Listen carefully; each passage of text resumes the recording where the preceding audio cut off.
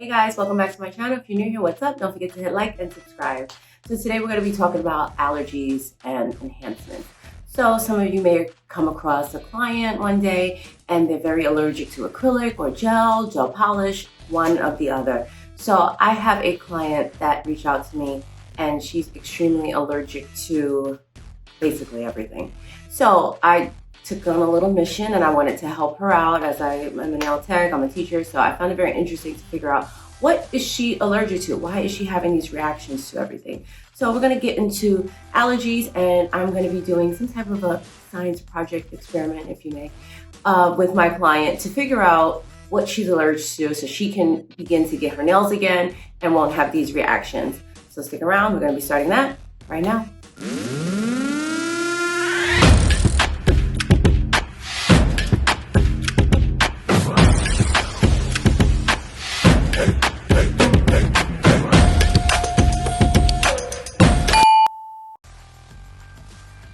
Before we get into anything, I just want to give a full disclaimer that I had my client's 100% consent to complete this project and this experiment with her. She agreed upon everything. She was fully aware of what was happening. So you don't ever want to try something out and you're not fully aware of the reaction the client may have. They may not be fully aware of the reaction. So we always want to make sure we have full consent before we do anything on our client. So just some background information on my client. I have a client that hit me up probably around spring last year. And she says, I'm very allergic to acrylic, I think. I like getting nails. I don't know what to do. So I recommended hard gels on her. So she came in, we started doing hard gels. We did several sets throughout the summer and she likes her nails long, she likes nail art, she likes all that fun stuff. And then in September, around when school started, she is a teacher and she said, I'm gonna take my nails off. So I thought it was because of work. And she says, no, I actually started feeling a reaction again. So if you aren't aware, people that have a reaction to any type of chemical or enhancement, they usually feel burning or itching around the cuticle area. So she said, I started to feel it, not in the beginning, but more so right now. So she said, I'm just gonna take them off and I'm just gonna do a regular manicure. So we took her nails off and it just kind of made me sad because I'm like, she loves nails, she loves having nails, she loves nail art. It'd be different if she was like a gel manicure person. So I was like, I want to help her. So with her consent, of course, I was like, do you mind that if I do a little bit of research and figure out, what's going on, would you be up for figuring out what you're allergic to so we can possibly do some type of enhancement or something moving forward?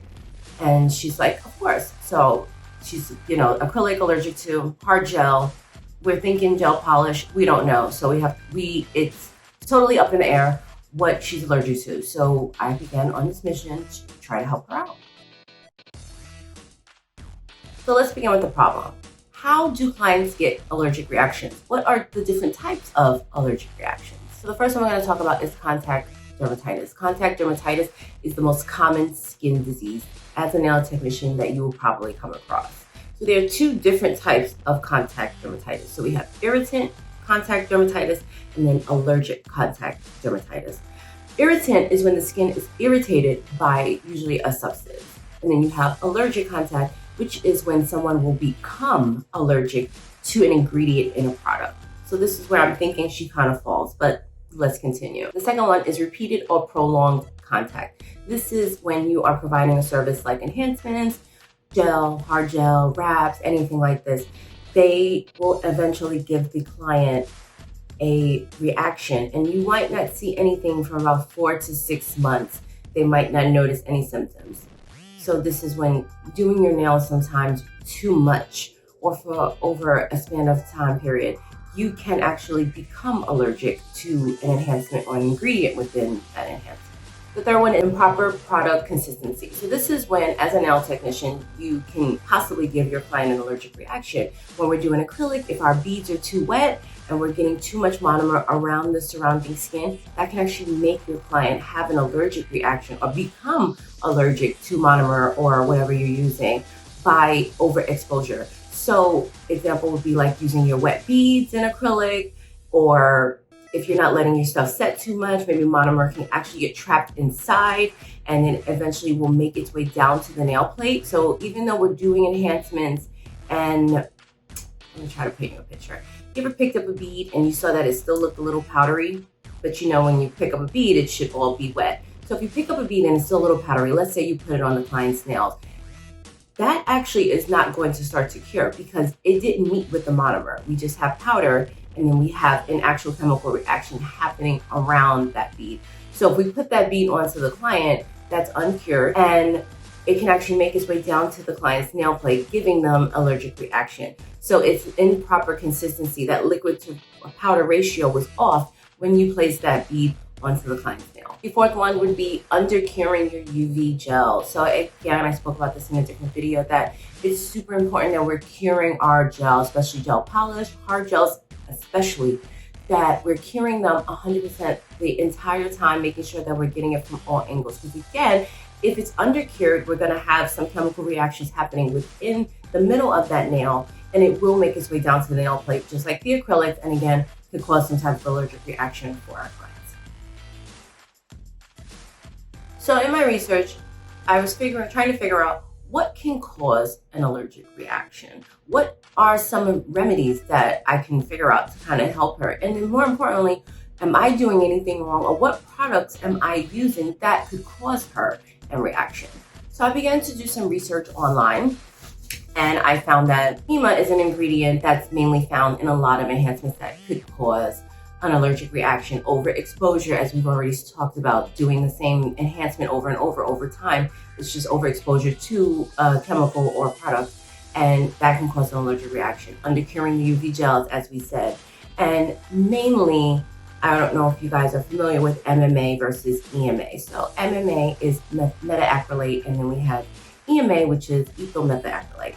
So MMA is very bad. It's usually the number one thing where people are extremely allergic to. It's bad. You shouldn't be using anything with MMA. Most products don't have MMA.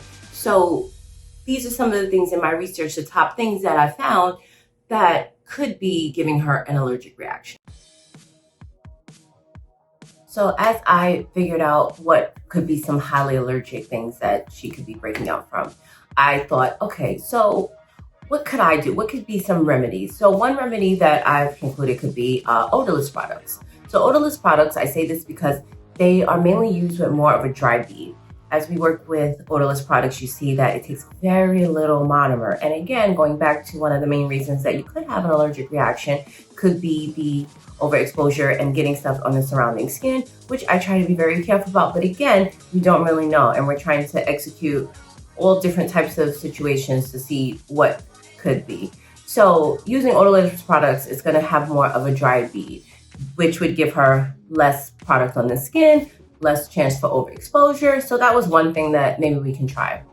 Another one would be nail wraps. So nail wraps are, they are outdated. We usually use them only for like repairs and such. But if that's going to be her only option, then we might have to just kind of go that route. Also, using only EMA products only. I also found that using mainly hand files, maybe the e-file is making her nail plate a little bit sensitive. So I want to try to maybe filing a little bit only with hand files and filing with the e-file very little. Maybe that will help as well. So when it came down to it, I kind of mainly concluded that I truly believe that MMA products are the main thing that could be making her break out. Like I said, this is #1 highly allergic ingredient in a lot of the products that we use as a nail technician. So it made me start to think, what products am I using that have MMA? So let me just show you something. So if you ever look at your monomer and your powder, so for example, let's take a look at this. Let's look at the ingredients that are in this. So the first ingredient that you're gonna see on this, hopefully it focuses. Most monomers today are EMA. We can probably be using something like this. I'm looking for anything that has metaacrylate. So that's something that is MMA. We want to avoid all products that have this. So I started thinking, what products do I have that have MMA? And mainly we speak about MMA versus EMA when it comes to monomer. I don't know if you knew this, but there can be MMA in your powders as well. So, for example, let's take a look at this. So this is a Valentino. And we see that, hopefully it focuses for me. We have it say, the first ingredient is EMA, and then the second ingredient is MMA. So there's actually MMA in this powder. Usually Valentino and Young Nails are my go-to. So I started thinking, okay, I don't know what has what in it. So let's take a look at, this is Mia's Secret. So Mia's Secret is polyethyl metaacrylate.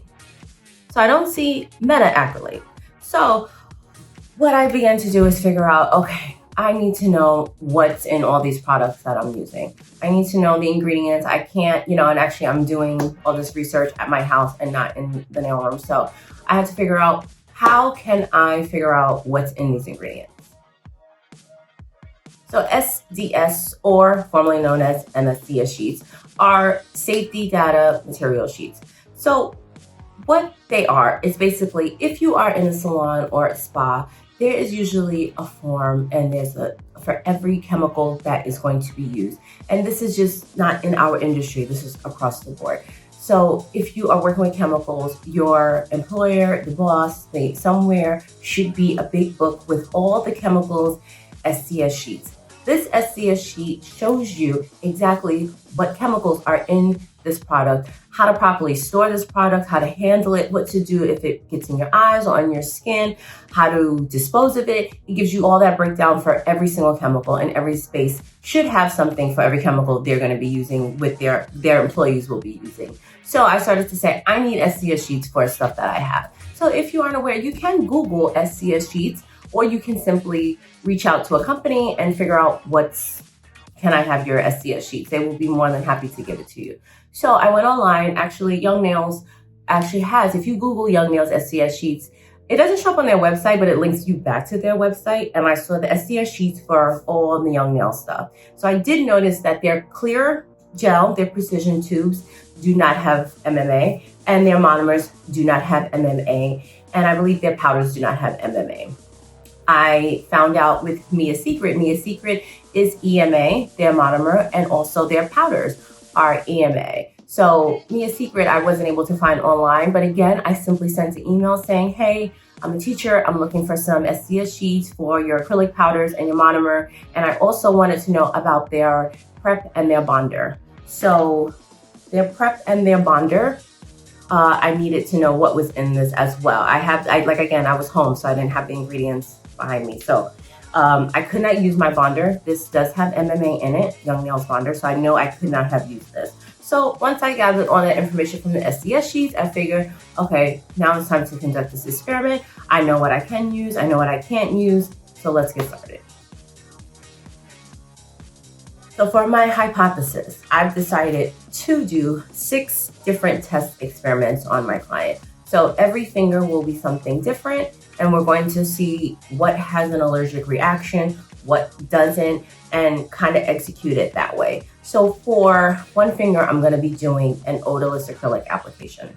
The next finger, I'm going to be doing a nail wrap overlay, and I'm going to be using glue only because resin has MMA in it. So I can only use glue. The third nail is going to be Young Nails monomer and powder. And I'm only going to be using Mia's Secret Prep as their bonder does have MMA. So I'm going to be using that for her. The next nail is going to be Mia's Secret strictly. So Mia's Secret Prep, Mia's Secret Acrylic, and Mia's Secret monomer. I didn't want to mix stuff. I wanted to keep it all in the same line, all in the same family. And another finger, which is going to be just regular gel polish. So she did tell me, because of her allergic reaction, she actually never did a gel manicure. When she came to me again after everything in January, we did a regular manicure. So we were still uncertain about if gel polish was going to give some type of reaction. So we're going to do one finger. It's just going to be a regular gel polish.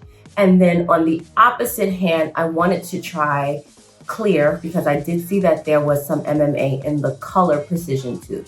So I'm going to be only using clear precision tube from Young Nails on another hand. I did not want to do that on the same hand that has everything else going on, just in case there was any sensitivity, or maybe the LED lamp or light was giving her that reaction. So if that was going to have a reaction, I wanted it to kind of be on its own on another finger. So now that I had that all conducted, I scheduled an appointment. She came in and she was more than happy to film. So I'm going to show you the procedure of what we did in this experiment. So first I began with some basic nail prep, cleansing the nail plate, lightly filing the edges and the surface of the nail, pushing the cuticle back, and then going in very lightly with a cuticle bit with my e-file.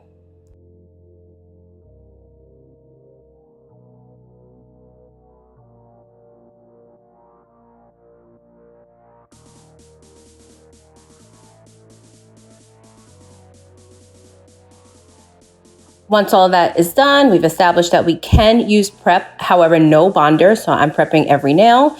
And then the first finger we're going to be doing is Mia Secret. So we have a Mia Secret, just basic acrylic overlay.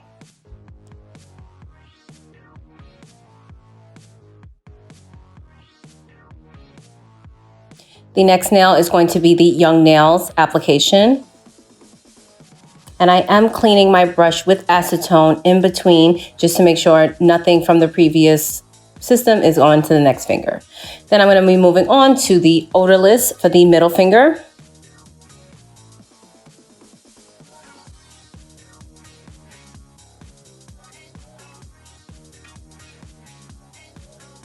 Then we have a basic nail wrap, just a simple 1-layer thin piece of fiberglass that I'm using on the index finger. On the opposite hand, I'm going to apply a little bit of base, and then I'm going to be using the clear precision tube from Young Nails on the middle finger. Once that's all done, you can see now these are the applications, and then I'm just going to lightly file. Again, I'm mainly using my hand file. I barely use my e-file, only a little bit around the edges. I wanted to try to eliminate using that as much as possible.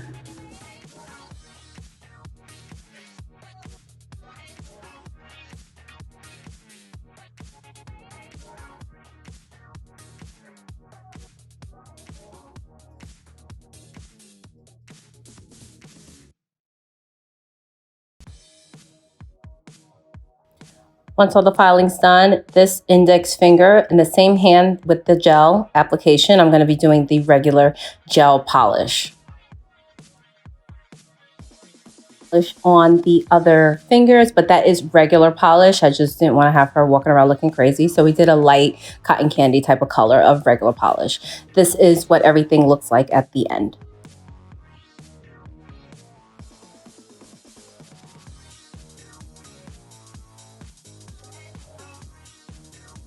So after she came in and we did the experiment, I reached out to her the next day to see how everything was going. And she did say she felt a little bit of burning and itching. It wasn't anything that was intolerable, but she did feel a little sensitivity on a couple of the fingers. She did say that she might have thought that hot water might trigger it. She noticed that when she took a shower, her hand would be a little itchy, and when she washed her hands with really hot water, it was a little itchy. So I explained to her, see how you feel tomorrow. If it's bad, then I want you to come back in and we'll take something off. We'll take the ones that are irritating you off. So fast forward a week out, I reach out to her. Everything seems to be fine. She says, you know, she kind of watched it with the extremely hot water, and she hadn't felt any itching. She hadn't felt any burning. So these were the overall results. So going forward now, we know that maybe we can be using one of these type of enhancements. I'm still going to be following with her because I wanted to monitor her for several weeks. Because of time reasons, I wasn't able to kind of drag it out. If you're on my Patreon, that is a video that I'm going to be sharing with you, the conclusion and the update. So if you are not a patron, go click the link in below and you can subscribe to that exclusive content when I publish it, so we can see what was the actual conclusion to this science experiment. So that is all for today. Thank you so much for watching. Don't forget to like and subscribe. If you guys have any questions about allergies, are you allergic to something? I do have several students. If you're doing nail tech that's allergic to enhancements, because that's a tough one. Do you have clients that are allergic to anything? If you have any questions about anything, please leave me a comment below. I will see you next time. Thank you so much for watching. Bye. Big shout out goes out to my patrons, Elizabeth Valdez, Sasha Pearson, and Hannah Clark. Thank you so much for your support.